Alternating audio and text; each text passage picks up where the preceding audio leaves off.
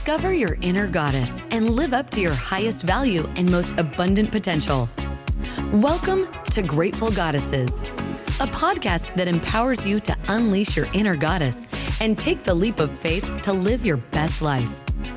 Your guide, Karen Pulver, joins her fellow goddesses in soulful conversations about gratitude, personal growth, authentic living, and a bevy of topics affecting women today. Let's start the show with your host, Karen Pulver.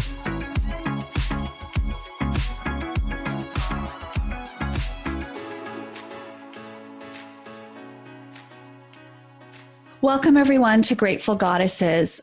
So I'm a parent and I have three young adults in my family. And you may not agree with what I taught them, but ever since they were young, I did say to them, it's okay to tell a white lie as long as you're not hurting someone. And I've had other mothers say to me, oh my God, like, how can you do that? Like, lying is bad. And for me, in my life, and I've taught this to my kids, if you're not hurting someone and you're rather protecting someone, it's okay. But my children have, and myself, I've never had a situation where when I lied or, perhaps didn't reveal the whole truth of something, that I would actually be punished or killed as a result. Sure, someone may not like that I hid, I call myself a vault. When someone tells me things, I'm a vault. And if it happens to come out, maybe someone won't be friends with me anymore, or they'll be disappointed in me, but I won't be threatened to be killed. Having that ability, that courage and that bravery, and the ability that they had to save individuals during World War II. So Beth Lane is the writer, producer, and director of the documentary feature film, Would You Hide Me?, which explores the story of her family's survival as Jews living in Germany during World War II. The film is both a professional milestone and a personal quest to immortalize this incredible story. 4.5 years after beginning production, the Would You Hide Me team's plan is to premiere the film in May 2022. Beth's hope is that her film can help educate about what can result when movements based on prejudice, hate, and racism are allowed to grow without unequivocal widespread condemnation. Welcome, Beth, to Grateful Goddesses. Hello, good morning. Hi, Beth. Thank you for joining us. My pleasure. What do you think about what I said as a parent? Because it was not always taken, the right way. But I truly believe in that, and I still tell my kids today. I mean, I think that there are always various degrees of lying and why we lie. We lie all the time. Anybody who says they don't lie is lying. we all lie. I mean, we lie to ourselves about, I'll just have one more bite. I'll just have, I weighed that yesterday. There are so many different ways that we can extrapolate how we lie in life. And I think that in terms of what you're teaching, it's why are you teaching that it's okay to lie? What is behind that? Or maybe not necessarily not the negative connotation of lying, but being that vault, being that person that is able to hold that secret for someone. Right. And so I think that the word lying intrinsically has a negative connotation. Mm-hmm. And even today, in 2022, a white lie is even a heavier negative connotation, because then if you start to actually look at why we use the adjective white to talk about lying, so a white lie is okay, but a black lie isn't. I mean, this is 2022. We are post George Floyd, right? Mm-hmm. And we got Martin Luther King Day coming up fast apace in a couple weeks. So there's more than just the action of a white lie, but then there's the nomenclature of a white lie that I think is something that in today's world we have to unpack. Mm-hmm. So I think that what you're saying is actually not lying. I think that what you are trying to instill in your children is that we all want to be truthful, we all want to be factual, but if you don't reveal absolutely every single fact about the circumstance and the conversation, so that you're actually sparing somebody else's feelings, perhaps. And it's not that you want to omit the truth, right, but that you actually want to either spare someone's feelings by not telling them that they were an abject failure, with the, leadership of how they led the, baton pass or whatever. Like, it's going to hurt their feelings. Like, let's be sensitive. Let's have empathy for people who are just in this world together. We're all just trying to do the best job that we could do. Absolutely. Right? Yes. So I think that falls into that bucket a little bit about what you're talking about. But in terms of the secret, in terms of what Arther and Paula Schmitt and many, many others along the way did for my family, that's a whole different conversation. Mm-hmm. And to me, that doesn't even fall into the camp of lying. It falls into the camp of what kind of human being do you want to be walking on this earth? What is your moral compass? And what are your humanitarian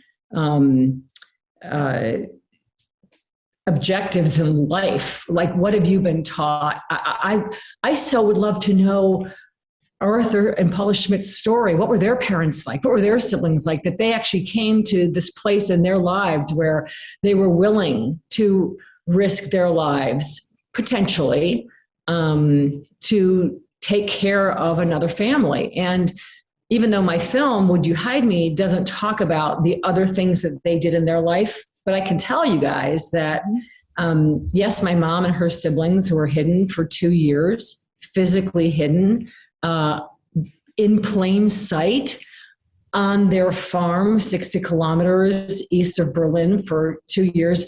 But they also hid another family. There was another mother and a child there. Now, interestingly enough, there was very little, if any, interaction between my mom and her siblings and this other mother and her child. Who knows why? Who knows what the stakes of their circumstances were? Were they Jewish? Weren't they Jewish? I have no idea. But there are so many pieces to that puzzle that we will never, ever know. My mom and her siblings have very few memories, and what memories they do have, I've been able to tease out of them and extract in order to tell a story that people can follow. But going back to, how do you hold a secret like that? Is that a lie if you're actually holding a secret to protect human life? Exactly. And that's what I was thinking about. And that's why I thought about lying. It's not so much, it's got a bad connotation, like you said, but it's more about holding that secret for someone and what's at stake. What's at stake? I'd like to invite our featured goddess Camille on to join us in this conversation with you, Beth. So Camille, you're in the film industry family. Can you share a little bit about that? And I know you have some questions for Beth. Yes. No. So my father, he's worked in the film industry, but he's also worked in civil rights. He was part of SNCC and so on. And so I always grew up with that understanding of us working together. And even with him being part of SNCC, there was a lot of Jewish people that were involved with his organization. So I wonder for you, I'm saying a lot, sorry. I'm just curious, with your experience with working in the film industry, who was there that was helping you, and why was it so important for you to share this story in the film, as a film, as opposed to a book or different mediums? Sure. I've known this story my whole life. I never felt it was my story to tell because I didn't live it.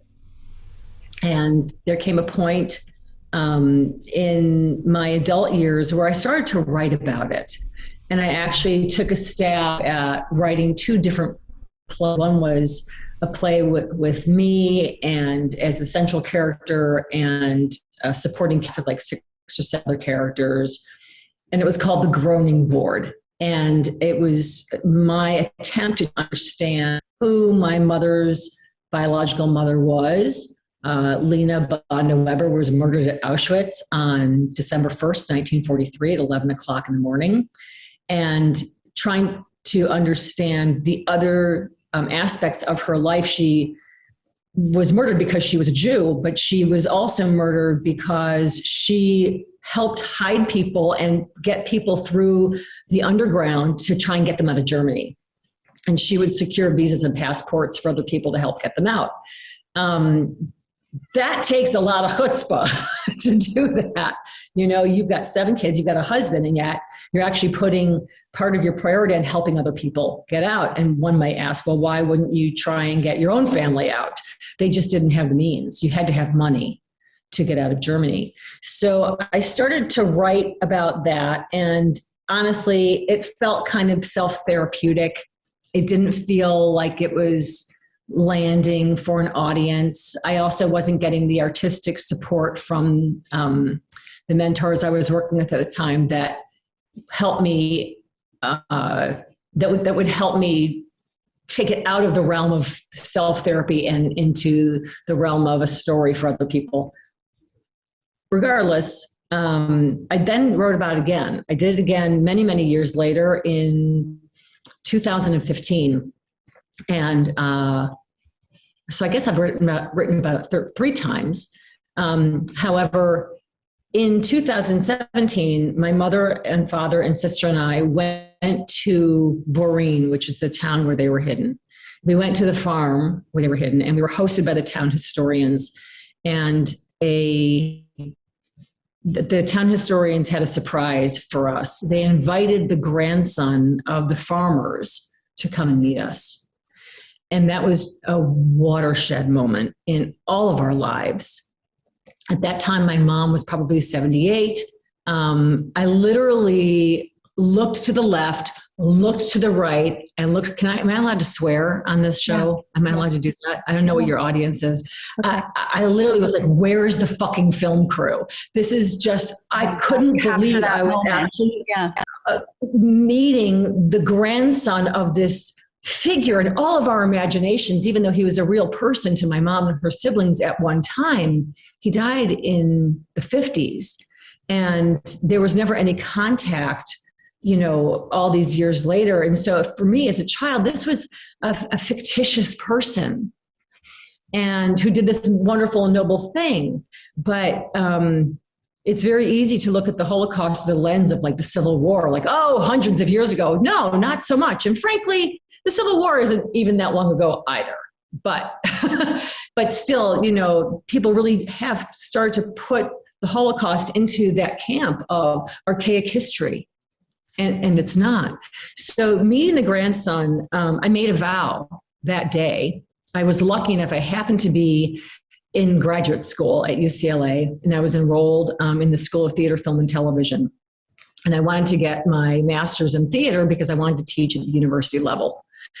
So I came running back to campus after meeting this grandson, who incidentally is my brother's age. So my brother is 1.5 years, 2 years older than I am. So that really made it like thinking about, okay, I've always thought about this story through the lens of my family.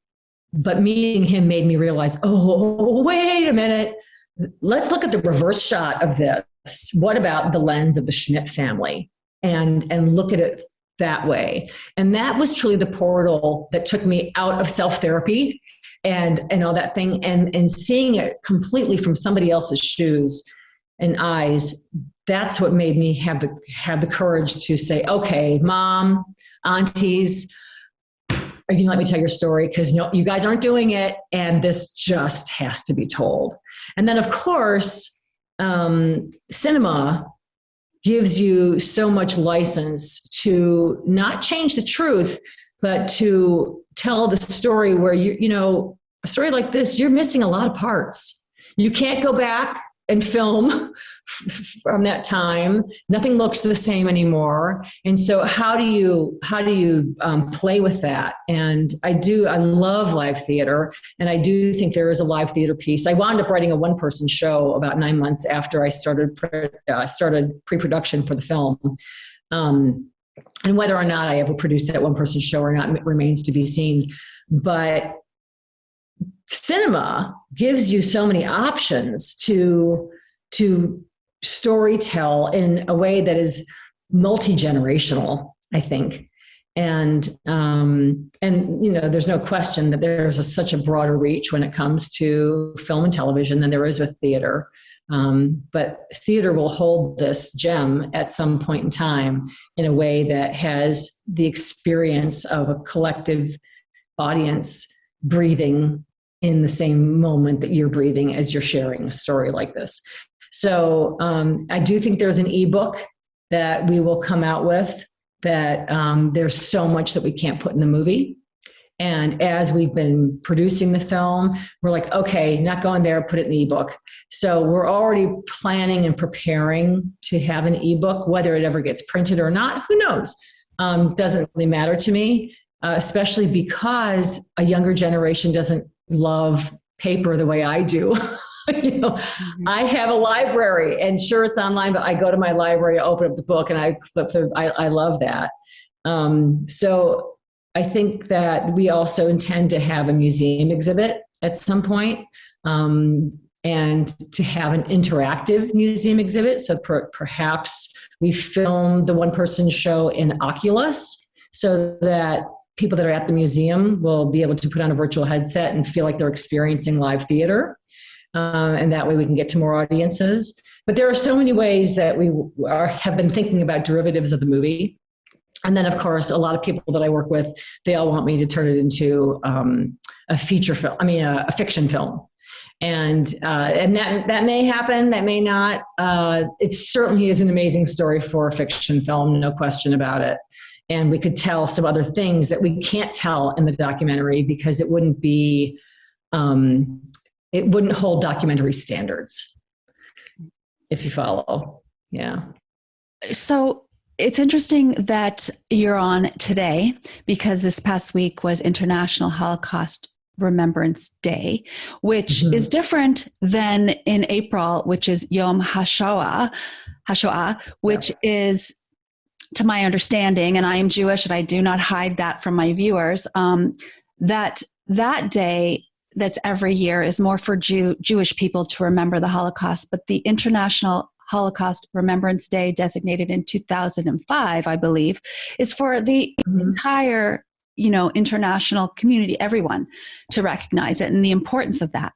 And Camille and I were sharing before you came on about both of us have experienced situations where people have said, it's a lie. I've actually heard someone say when going back to the word lying, the Holocaust is a lie. I had someone say that to me. I had someone once say to me when I first moved here from Canada to Chicago 30 years ago, and it came up that I was Jewish, an individual said, well, let me feel like, what's on your head? Like, where are your horns? And I'm like, what do you don't you have little bumps on your head? I'm like, what are you talking about?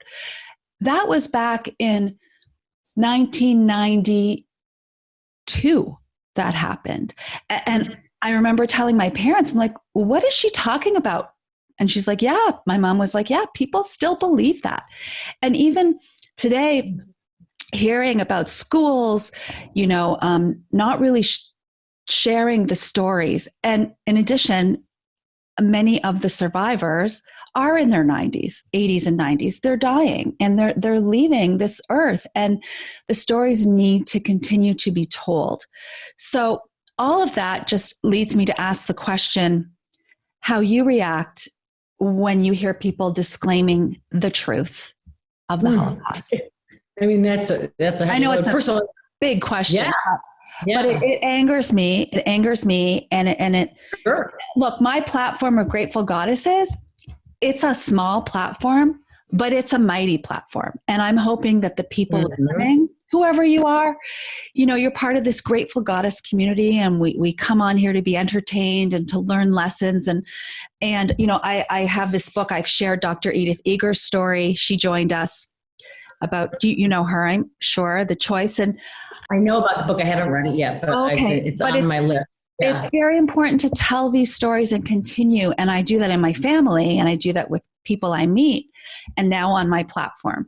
So by you making this film, it'll, like you say, immortalize the bravery and courage and show this to people. But how do you feel when you hear, if you've heard people say this to you? Oh my gosh. I mean, no one has ever No one has ever said that directly to me. I have to say that as a Jewish woman, I have skated by in life with very, very few anti-Semitic slurs directed at me. I have had some, but very few. And compared to what I understand, so many other Jewish people have endured. I want to make a distinction or a clarification about the difference between International Holocaust Remembrance Day and Yom HaShoah. Okay. Yom HaShoah designates the uprising of the Warsaw Ghetto. Okay. And that is how that observance came to be. And the reason that International Holocaust Remembrance Day came about is that is the anniversary of the liberation of Auschwitz. So, I believe the state of Israel designated the observance for, and I could be totally wrong because I'm not an expert at all, but I believe the state of Israel designated Yom HaShoah, and I would be lying if I told you who I knew designated International Holocaust Remembrance, because I actually don't know. I can make some assumptions, but I don't know. That's a really good question for me to look up. Revisionist history. Camille, I'd be interested in hearing your opinions about revisionist history too, as a woman of color. It doesn't hurt me because these people don't know me. It boggles my mind at the obtuseness and the, I want to be polite here. It boggles my mind at the lack of education. The ignorance. Thank you. The ignorance and the insensitivity to actually think that you know more than really what the history books are telling us. Now, that being said, are all history books accurate? Who writes the history books? So let's talk about the country of Poland right now, which has the most revisionist history of any country in the world regarding the Holocaust. They've passed laws stating that if you say that Poland was complicit in the Holocaust, you can be arrested. You can be fined, you can be arrested.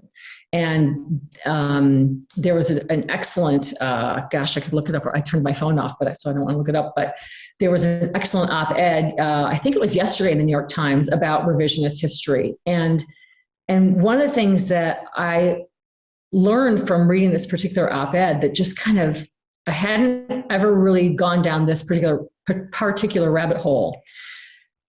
It is very important that we honor the righteous Gentiles. There's no question about it. There's no question that Arther and Paula Schmitt, who have received this designation as righteous among the nations, deserve it. And I would not be here talking to you guys today had they not done what they did.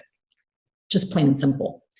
At the same time, what Poland is doing right now, my understanding from this particular op-ed, is that they are now placing the suffering of the Polish people at the same level of the suffering of the Jews, even to the point where Auschwitz, which is a state-funded museum funded by the state of Poland, even at Auschwitz, the op-ed posits that Polish people who suffered were just as tormented as the Jewish people who were murdered. So there's a real problem there. You can't honor people who actually did the humanitarian thing at the expense of the atrocity of what happened to the Jewish people or the gypsies or the homosexuals or any undesirable. So this revisionist history is a very, very dangerous thing. And it is seeping into the culture here in the United States of America in a blasphemous way and needs to be condemned at every turn. You can no longer make a joke at the water cooler. I saw, you know how you're scrolling through Instagram, you see reels. I don't do much on social media at all, I must confess. But I do get a kick out of America's Funniest Home Videos. So if I just need to kind of decompress at night, I will scroll through Instagram reels because they're just like pratfalls and things like bouncing into trees and falling into water. Like, it's stupid, but it does make me laugh. And so after a long day of dealing with World War II, I need to laugh, right?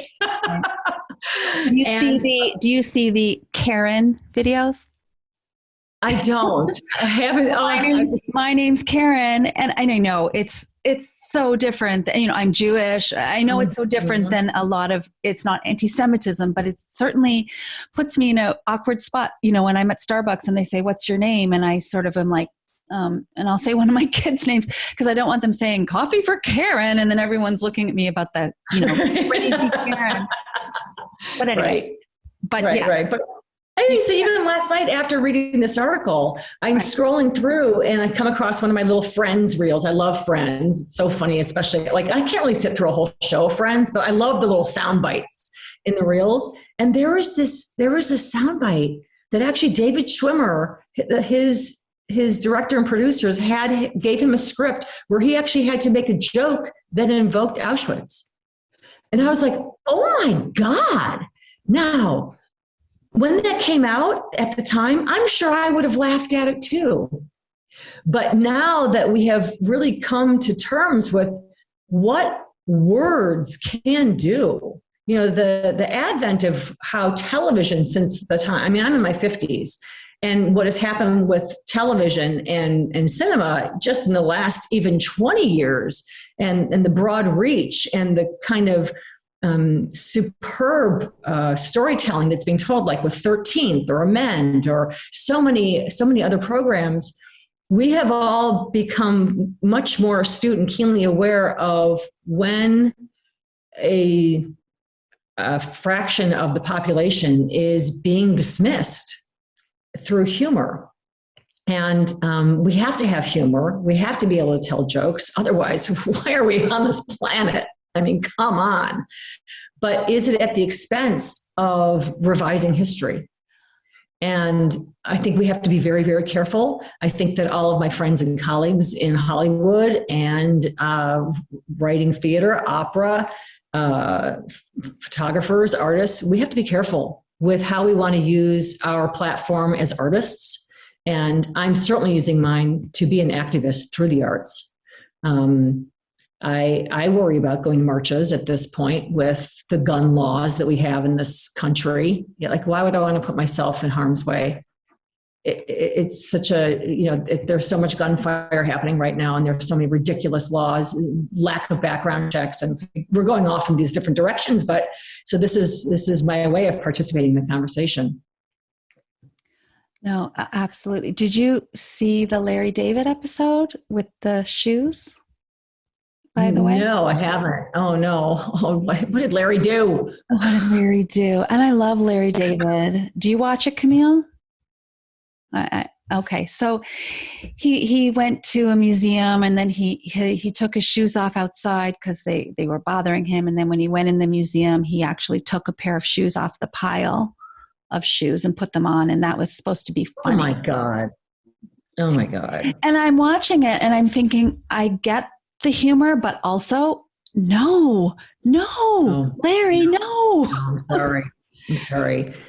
I mean, this is why I don't watch Larry David. I mean, I should be careful because I love Larry David. This was just this, a few, and maybe I'll edit this out, but it's not the only time he's ever done stuff like that. But maybe not. Maybe I won't edit it out because I was torn. I was like, what is going on here? And I'm thinking, this is funny, but no, it's not funny, and I just wanted to bring that up. It's a slippery slope. It's a very I'll just say, Camille, as a Black woman, yes, and like working in the entertainment industry and seeing the kind of images and the way they like to portray Black women, it's a slippery slope. Once they start that, they just, I wouldn't.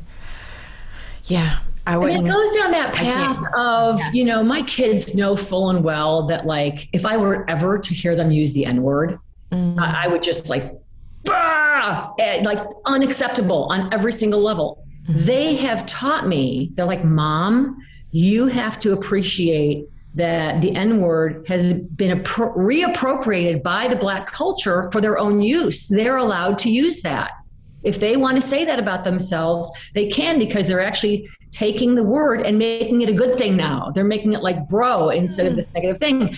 I don't agree, but there is a whole generation that actually believes that. And who am I to tell a person of color what they can or can't say about their own culture? Whether I think it's derogative or not, who am I to tell them? I can't. But the only thing I can do is tell my kids, don't you ever, ever, ever. And so I imagine that Larry, not only is he an icon in the industry and has a lot of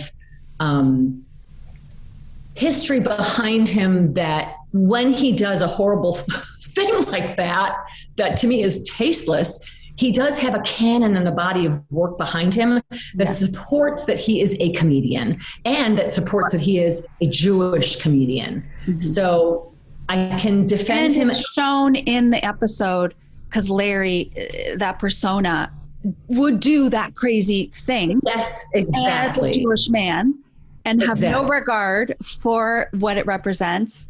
And it's shown like, oh my God, Larry, what are you doing? But is it the best teaching moment? Is it the best way to teach that? Exactly. That's my question. What's right. So Larry, if you're listening, come join us. Yeah, Larry. Okay. So I just think even about like Dave Chappelle when he had his show and he like realized it was a different kind of laughter that was coming at some of his jokes. Like, you know what I mean? Like maybe Larry was thinking that same way that, I'm making fun of this in a way that other Jewish people would see how horrible it is, but yet funny, like a dark sense of humor. I don't know. But at the same time, there comes a point when you might realize like, was it worth the laugh? Because like Dave Chappelle walked away from like $50 million because he was like, it's not worth it to throw my people under the bus for a sake of a laugh type of thing. And maybe question. That's the key. So Camille, you and I talked, you grew up in Germany. Can you tell a little bit about your I don't know if you know that path. Yeah, I grew up in Germany, Turkey, and Holland. So I had the benefit of actually going to Anne Frank's house that she was hidden. And so just thinking about what your story represents and just even now with everything that's going on, it like when I lived overseas, it didn't seem so segregated as it is here, where people are like you go to church at different places. You're separated so much that it's hard to respect each other's cultures because it's so, when it's like divide and conquer in a way where you don't understand their culture, you don't understand why they're doing certain things, so it must be wrong, it must be, like all this different stuff. And I'm wondering from your experience with working on this film, doing these different things, traveling and meeting the Schmitt family and so on, what do you think would be a great way to try to build that unity here? Or even what can we do? Because I'm not marching either because of gun laws. I live in the South. So there's no way for me because I'm a mother. But at the same time, I feel the same way. It's a scary thing, but you definitely want to speak up. That's why I'm using this platform as I can. But yeah, to go out and march, I would be really scared. I mean, I say that I don't march, and then I wind up marching again.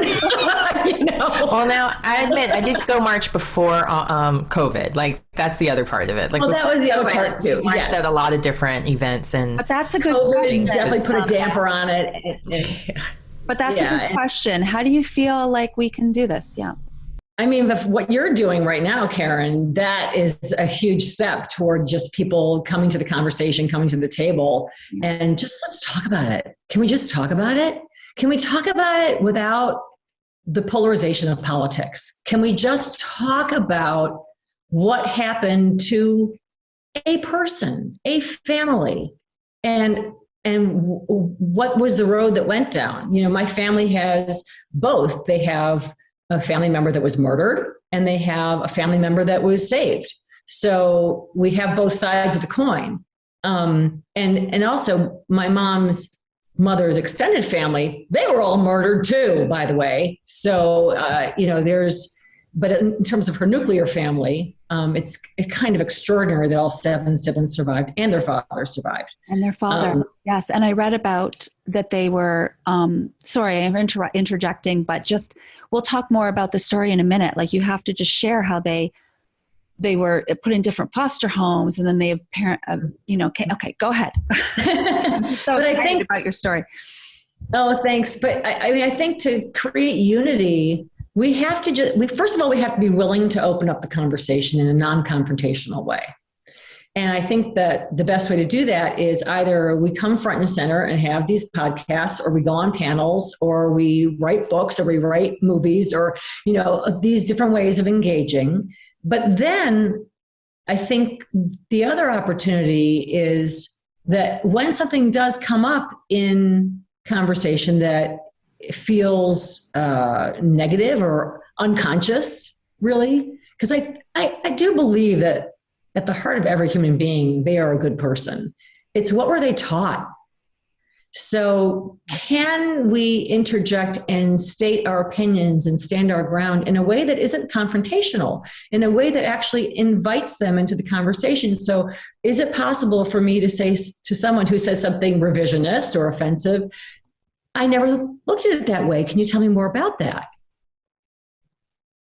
And so you're inviting them to speak more. Okay, speak more. And the hard part is, as an actor, because I am an actor by trade, this is my first film that I'm directing. As an actor, I'm an empath. My skill set is to be responsive. My skill set is to allow all of my emotions to bubble to the surface so that they can react appropriately to what the script is saying they want the character to do, right? My job is to realize the vision of the writer. And then hopefully the director is directing me in such a way that it realizes the vision of the writer. So these conversations can be hard, especially for actors, because of course, everything's like your hair is sticking up on the back of your neck and you're freaking out. And like, I can't believe this guy said that, But if we can stay present and not go into our own agenda, if we can actually stay present with that person and truly understand what made you say that? Where did you learn that? Why do you think they learned it that way? And then hopefully they'll ask me my opinion. Maybe they will, maybe they won't. Somewhere in that conversation, just because who I am, I'm going to say what I need to say, but hopefully it will be in a way that is an invitation to re-examine what they might have stated in the first place. Well, even the conversation that I had back in 1992 about my horns, or where are they? Mm-hmm. The individual that said this to me, she was Mormon, and I didn't know a lot about her background. Mm-hmm. And it opened the doors. I was like, feel my head. There's nothing there. Who told you that? That's just what she learned. And right. I learned too I didn't really know about, we had this conversation that was very educational. It was an educational experience. It was a teachable moment, which as a teacher, I always look for. Okay. So we're going to just briefly get into the story, if that's okay. I know you mentioned a little bit, but I want, of course, individuals to take a look at your website and, give to the funding of your movie. That's thank you. That's how I stumbled upon you. I know your sister here in Chicago, and I'm Facebook friends with her. And you came up in Facebook last year, maybe it was 2 years ago now.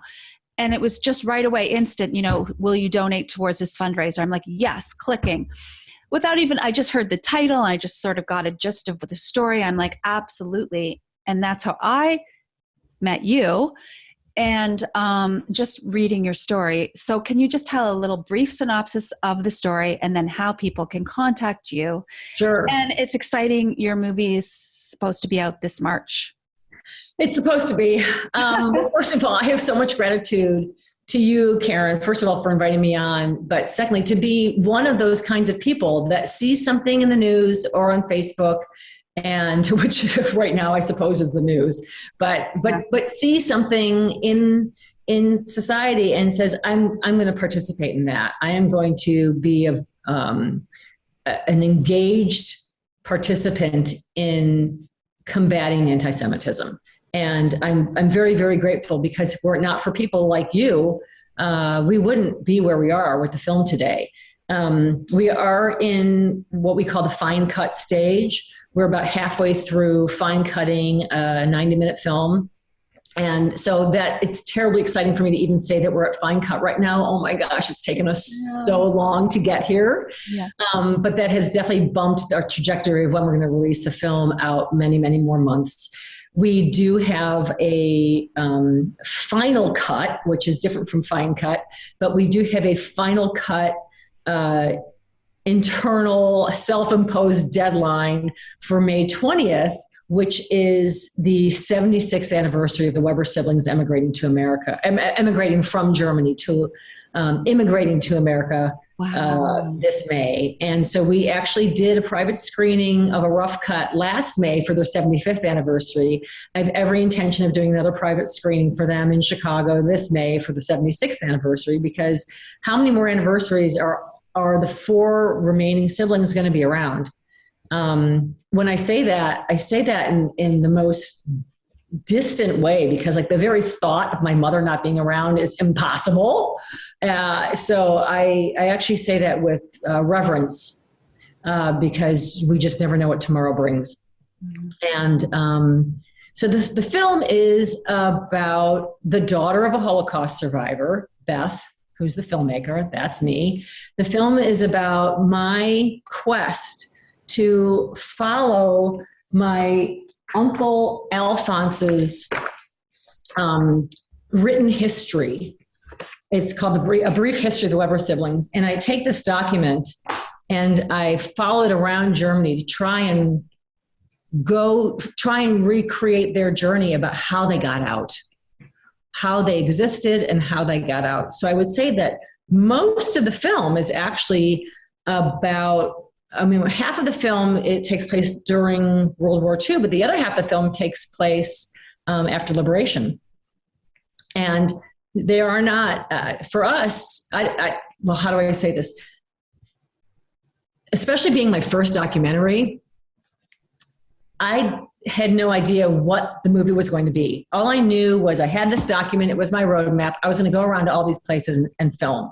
And you don't really know. We have over 200 hours of footage. And you don't really know what the story is going to be until the footage tells you what it's going to be. So I didn't know for quite some time that half the film was going to be about post-liberation. And it's been exciting to really unpack that and understand how the war affected all of them and how they went on to live their lives. Now, we end the film at the point where they come to America. And yes, you mentioned that they were all dropped off to different foster homes. So we don't go like that's the sequel is what or the mini series. What happens after? Yeah. What was the trajectory of each sibling's life? How did each sibling manage from 1946 to 2022? And what did they bring to the table? Because it is so important to me also that immigrants right now in this country are just being so vilified. It's just horrible, especially when you think about the raping and pillaging of how this country even came to be with our Native American tribes. And then you go on into slavery. What else can you call it? It's how do you deny the existence of immigrants in this country? It's mind-boggling to me. It just doesn't make any sense. You know, I don't want to get political. Let's okay. There. So if people want to donate. Yes. Okay. Thank you for bringing me back. Yeah. Yes. You said we could edit before. Yes. Edit that out. Okay. It's not germane to conversation. That's fine.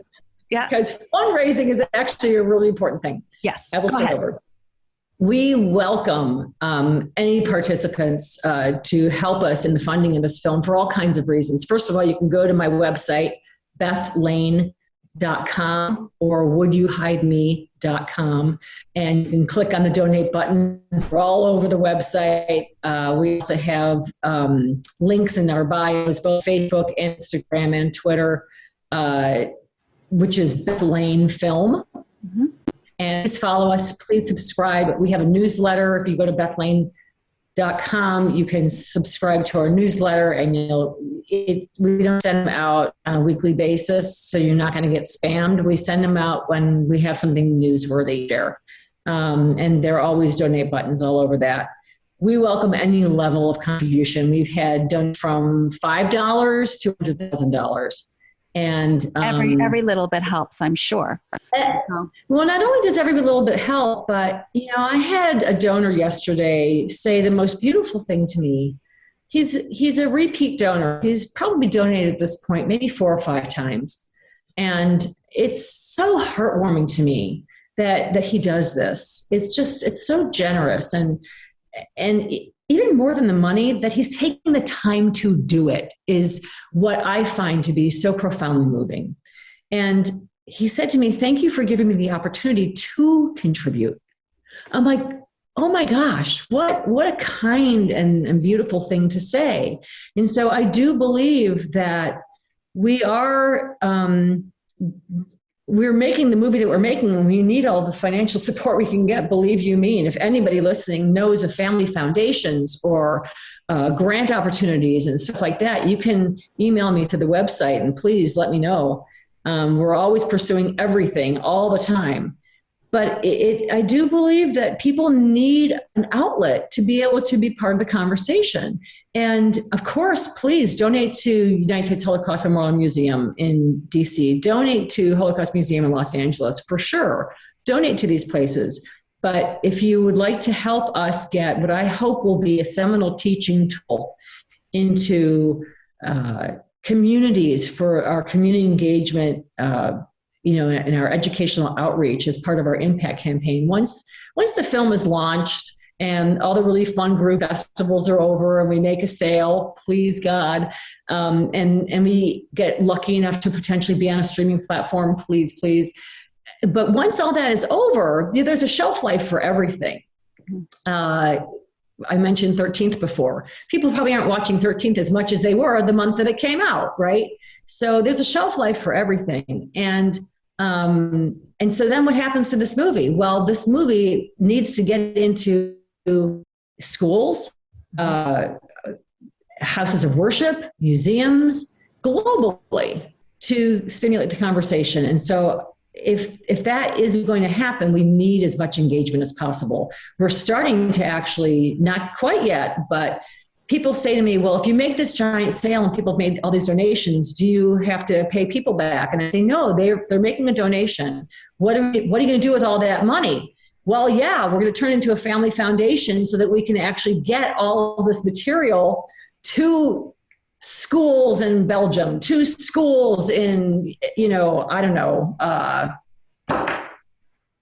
Lithuania, like wherever we can get, to schools in Tennessee, wherever we can get it, that's the goal of what the funding would enable. And also, I would imagine encouraging those who have not told their story to tell their story. I mean, that's huge. So with the movie being called Would You Hide Me, I'm curious, what made you come up with that as the title? What was your motivation with that? I mentioned to you before that we met the grandson of the farmers in Voreen when we went to visit for the first time. And when we met, we were all saying goodbye. And he spoke really pretty good English, even though it was difficult to understand. I speak no German. And he started to tell me his personal story of what it was like to be raised in East Germany and know this story about his father, grandfather. And then he shared something very personal with me. And I was like, oh my gosh, how did you come to do that? He did something that was truly what a pacifist would do. And it's his story to tell, so I'm not going to share it right now. But I said, how did you learn to be that brave, to be that much of a pacifist in knowing that you would be imprisoned for it? And he was imprisoned for this pacifist action that he took. And I said, was it from your grandfather? He said, first of all, he never met his grandfather. And second of all, he's quite sure that his father never even knew what his grandfather did. So not only did Arther and Paula Schmitt keep this as a secret from their neighbors and the community and so forth, but they didn't even tell it. Paula was his second wife, so she was not the mother of these children, but he never even told his own kids. His whole life. He took this story to the grave, and that just rocked my world. So my first question was, is courage and bravery something that is learned, or are you born with it? And the more that I kind of examined that question, and one of my wonderful professors at UCLA pointed out to me that that really wasn't the question I was asking, and it was slightly distasteful also, because it actually smelled of eugenics. And when he taught that to me, I was like, you're absolutely right. That's not the question I'm asking. And yes, I have to be very careful with how I am emboldening something that is inherited. Sure, there are a lot of things in life that we do inherit. I mean, there's no question that people like, I don't know, John Lennon's son is a brilliant musician the way that John Lennon was a brilliant musician. Things do get passed down. We do carry traits of our ancestors, no question about it, which was the intention of my question. But still, walking into a Holocaust film, I have to be careful about that kind of categorization, right? So then as I was really trying to understand what was the question I needed to get to the bottom of, I had a housekeeper for 10 years from Mexico, undocumented, and loved her to pieces. And she would be late to work, and I would freak out when she would be late to work. And she's like, I'm like, no. I don't care that you're late. That doesn't matter. I'm panicked, living in California in particular, that ICE picked you up. So I know her kids, like she's part of our family. And I started to truly explore within myself, would I be able to hide her and her children if I needed to? Now, for me, of course, the answer was yes, because if I were to hide her, at least today, who knows, 10 years from now, but at least today, I'm not going to get murdered for hiding her. Okay. But that's truly where the question came from, in that I honestly would have these moments of thinking, where will I hide her? What can I do to protect her from ICE? That's where it came from. Wow. That's, yeah. I'm speechless. Yeah. The question, we posit the question to other people, but I think that the whole point of the movie is for us to ask it of ourselves. Exactly. And to have that conversation with our children and then their children, and to just continue that conversation, keep it alive, keep it going. Well, keep the conversation alive, but more importantly, what are the actions that we're doing in our day-to-day lives as parents, as citizens, right, that embody that conversation? We can talk all day long. But being a role model to our kids. But what are we doing in our lives to actually be a role model that what your kids would actually say, there's no question in my mind, my parents would have done that for somebody. Yeah. If you just talk about it, they can't say that. What are you doing in your life? Yeah. It's so true. Or what are we doing in our lives? So thank you, Beth, for sharing your story. And it was so interesting because this morning when I was looking through my jewelry box, I stumbled upon this. It's hard to see, but it basically is a prayer. And it says, B'chol levavcha uv'chol nafshecha uv'chol neodecha. And that is, if my Hebrew was okay, it's part of the Verhafta Prayer, which is translated that with all your heart, all your soul, and all your strength. And after that, this in the prayer says, you shall love the Lord your God. And I saw it and I was like, I have to wear this today because this exemplifies you. I just feel this movie that you're making, you're pouring your heart, your soul, and your strength. And I'm just so honored that you came to share this with us and we had this conversation, because I too believe so strongly in education and storytelling, and just that's how it keeps things alive.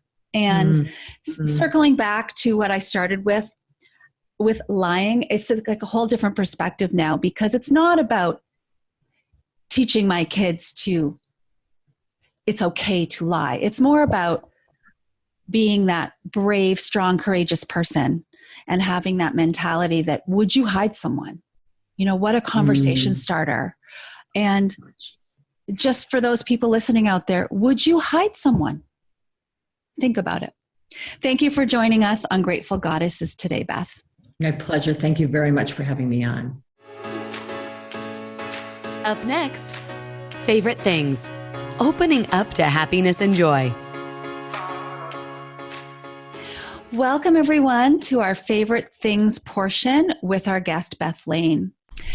I did show you this pendant as one of my favorite things. And interestingly, I was talking with my sister, and she sent me an article this morning.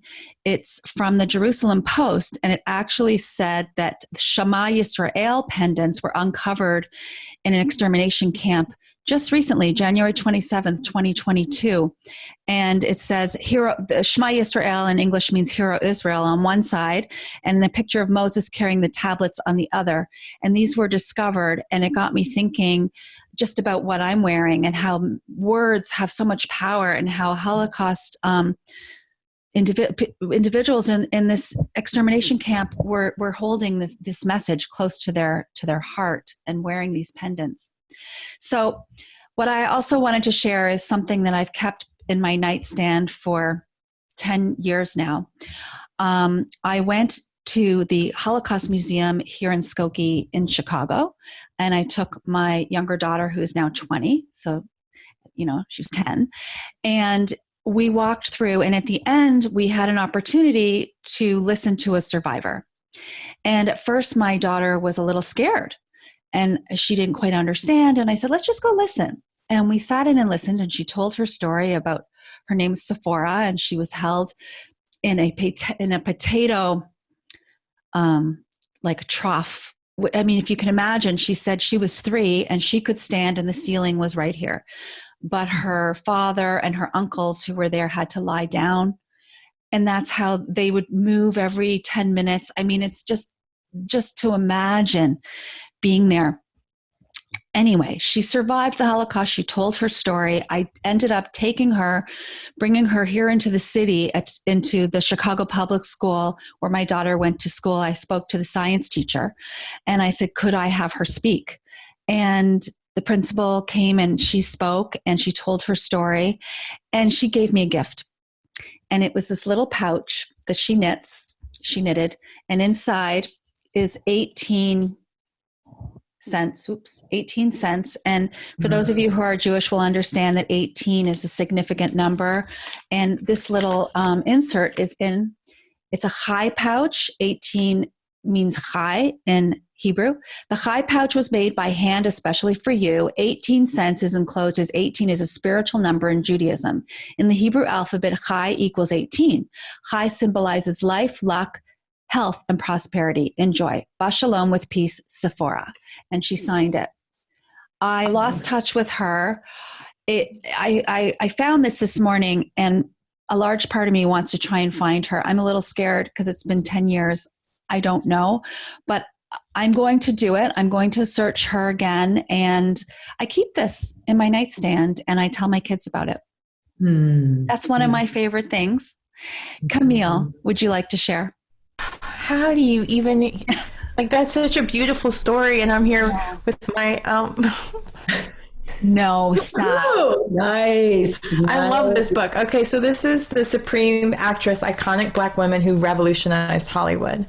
I look through this book and get inspired again, or because there's been times when I'm like, I don't want to do my podcast anymore. It's too much work. It's so much effort. It's so much this, that, and the other. But then how else will people know that people, like the people that are on screen or in films, how hard they work to get where they are, how many challenges they had to overcome, how many people were there that was champion around them that helped them get where they got. And even with Hattie Mayfield. I can't think of her last name right now, but she was the first Black woman to win an Oscar, and she won it as the maid on Gone with the Wind. And I remember being not able to watch Gone with the Wind because of it being so racist. And so just to hear her story and why she did what she did and different things, it made me like, oh, well, maybe I'll watch Gone with the Wind just to support her, and the fact that she knew that just opening the door just a little bit by getting in, that it opened the door for more people, more women like her to be able to work in front of the camera. So that's why I brought this book. And the writer is from Chicago, Marcellus Reynolds. Did you know, Camille, and I just saw this year on an entertainment show that, and I may be saying this incorrectly, so I hope I'm not, but she was not allowed in to sit in the audience to receive the Exactly. Mm-hmm. I did know that. And they also had the producers had written her acceptance speech for her, which she did not read it. She did her own, where she made a point of saying, thank you for allowing me this opportunity, but also like, I hope this gives other little girls and women out there hope to be. You're talking about Hattie McDaniel. Hattie McDaniel, not Hattie McDaniel. I don't know what last name I said, but it was the wrong one. Yeah. Camille, your podcast, and also we were talking before the show about a mission that she was involved with too, with perhaps you can tell real briefly about that, is just, again, like showing the world your story and talking and having these conversations. Yeah. No, it's important because I think so many times people just see the end result and just assume, oh, it was easy for them, not knowing no matter what you look like, it's a struggle, especially as a woman in general in film. And so even like, that's why I wanted to be here today, is because I'm like, a female filmmaker? But you also were involved in the Black Jewish Alliance, right? I am involved in the Black Jewish Entertainment Alliance, as well as, which he was mentioned earlier, I'm also with the George Floyd Memorial Center. I work with them as well. So it's important, I think, for me, because my dad was involved in the Student Nonviolent Coordinating Committee. I finally got it right. I'm dyslexic, so I always mess up the two C's. But like he always instilled that into me, that you have to be involved, that the tax you pay for living on this earth is giving back. And so what other way can I give back than to inspire other people to use this platform, to use film, to champion those stories that really inspire hope and togetherness as opposed to divisiveness. And like, that's not where I want to go. I mean, I'm married to a white guy. Like, you know what I mean? Like, I see the privileges he gets on a daily basis. So I have to make a point of like, we should all be treated that same equal way that he gets treated. In the benefit of the doubt. Yeah. So. Thank you for sharing. And I love that book. You should be on the cover of that book. Never mind. Okay. Absolutely. Okay. One day. Beth, what did you bring today? Okay. So what I have here, I just want to, before I even show you what this object is, I know that scheduling our interview took a really long time. And there were so many things that were happening that were out of my control. One of which was I even sent you an email, I think on Wednesday or Thursday, that I might have to cancel again this weekend because of a funeral. And so what I'm going to show you is a purse that was given to me as a gift by my very dear friend, Pam Fair Stevens, who died quite unexpectedly last Monday. And the funeral is not happening this weekend, which is why I'm able to be here. But I think that all of these canceled appointments that you and I, Karen, had, it's b'sheret that I'm here today to represent Pam. Now, why is Pam so special to this particular podcast? And why do I want to talk about her today? First of all, I've known Pam since 1969. We grew up together. And she's a twin. I always wanted to be a twin. I always wanted to have twins. And then when I got married to my non-Jewish husband, I had a child, and then 18 months later gave birth to twins. So we've always had this connection. Pam, when she learned about the movie and what I was doing, decided to make it her personal mission to actively engage in any way that she possibly could with the movie. And she has been a recurring donor, a monthly donor for the last 3 years. because she wanted to be involved. She wanted to be engaged. She wanted to see it cross the finish line. And she is truly the embodiment of what it is that we're trying to do with giving people opportunities to be activists through the arts. The other thing that I want to share about this object, and that Pam won't get to see, is that I wore this purse every day of filming. So it's in the movie. And every time I had it on when we were filming, Pam is in the frame. So it's just like the most important object to me right now. So didn't expect to get that one, did you? But here we are. Well, and Pammy, I love you so much, and I just can't believe you're not here. And she will be in every frame of this movie where this purse is being worn. So it's a really cool purse, you guys. You open it up and it has all these pockets and stuff, and you can put your credit cards in there, and there's a place for hiding. Since we're talking about hiding, you can hide all kinds of things in all these different places, and it's a crossbody bag, and it was so funny when we saw it, and I fell in love with it, and I wasn't going to buy it. And she said, "You have to have it." And she just bought it. That was it. She's like, "Here, it's an expensive purse. It's not a $50 purse." So it's for Pam. It's so nice that you got to share that. And yeah, we kept scheduling and different things would happen. And you unfortunately had 2 people that passed away close to you. Yes. And yes. I was just, yes, the story will come out. And then I found it so interesting that it was just last week, with International Holocaust Remembrance. And my heart goes out to you during this time of loss, love and light to you. And to Pam, if you're watching us today, thank you for being a part of Grateful Goddesses. And we're so grateful to you for being in your life and for supporting Beth on your journey. And may this be a time of remembering those who perished, for various causes in life, whether it have been the Holocaust or just during this time of COVID or civil rights, anything, just to remember those that have passed on and to have hope for the future. I'm giving this speech as if, but it's just coming from my heart and soul. So thank you. Thank you again, Beth. And we're looking forward to seeing the film. And really, thank you for joining us. I'm so honored. We're so honored. Thank you. Oh, it's my pleasure. It's my honor to be here. Okay. Thank you very much for having me.